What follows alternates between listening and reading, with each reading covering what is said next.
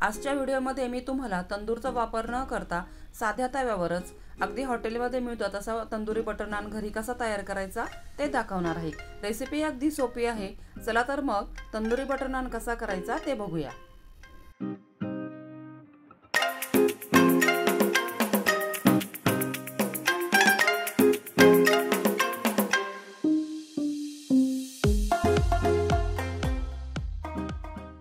सगळ्यात अगोदर आपल्याला एका मोठ्या बाउलमध्ये घ्यायचे आहे अर्धा कप एवढे ताजे दही, पाव कप तापून थंड केलेले दूध, 2 टेबलस्पून एवढी पिठी साखर, अर्धा टीस्पून मीठ, 1 टीस्पून बेकिंग पावडर, पाव टीस्पून बेकिंग सोडा आणि 1 टेबलस्पून एवढं तेल घालायचं आहे आणि त्यानंतर याला मिक्स करून घ्यायचं आहे। आता यामध्ये आपल्याला 1.5 कप एवढा मैदा आणि 1.5 कप एवढं गव्हाचं पीठ घालायचं आहे। इथे आपण अर्धा मैदा आणि अर्धा गव्हाचं पीठ वापरत आहोत। तुम्हाला जर फक्त मैदाच वापरायचा असेल तर तुम्ही इथे 3 कप एवढा मैदा घेऊ शकता।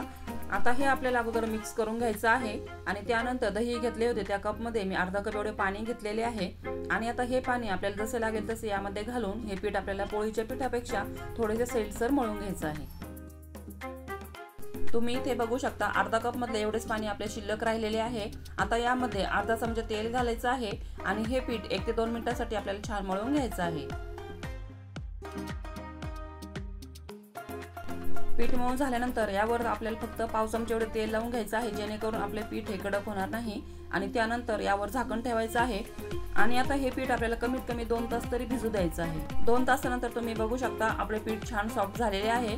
याला एकदा आपल्याला मळून घ्यायचं आहे। त्यानंतर ज्या साईजचे आपल्याला नान हवे आहेत त्या साईजचे आपल्याला याचे सर्व उंडे तयार करून ठेवायचे आहेत। अशा प्रकारे मी सर्व उंडे तयार करून ठेवलेले आहेत। आता नान तयार करण्यासाठी आपल्याला लागणार आहे बारीक चिरलेली कोथिंबीर, कलौंजी म्हणजेच कांद्याचं बी, पाणी आणि मैदा। आता पिठाचा एक उंडा घेऊन तो आपल्याला कोरड्या मैद्यामध्ये बुडवून घ्यायचा आहे। आता आपल्याला नान लाटण्याच्या अगोदर इकडे लोखंडाचा तवा आपल्याला तापण्यासाठी ठेवायचा आहे। आता आपल्याला नान लाटून घ्यायचा आहे। इथे मी ओव्हल शेप मध्ये लाटून घेतलेला आहे। त्यानंतर यावर बारीक चिरलेली कोथिंबीर आणि थोडंसं कलौंजी म्हणजेच कांद्याचं बी घालायचं आहे आणि हलक्या हाताने एक लाटणं फिरवायचं आहे म्हणजे ही कोथिंबीर आणि कांद्याचं बी आहे ते याला चिटकून राहतं, पडून जात नाही। आता आपल्याला नान हातावरती अशा प्रकारे काढून घ्यायचं आहे आणि मागच्या साईडने याला पाणी लावून घ्यायचं आहे आणि आता पाणी लावलेली बाजू आपल्या तव्यावरती खाली घालायची आहे आणि याप्रमाणे वरून थोडंसं बोटाने प्रेस करून घ्यायचं आहे।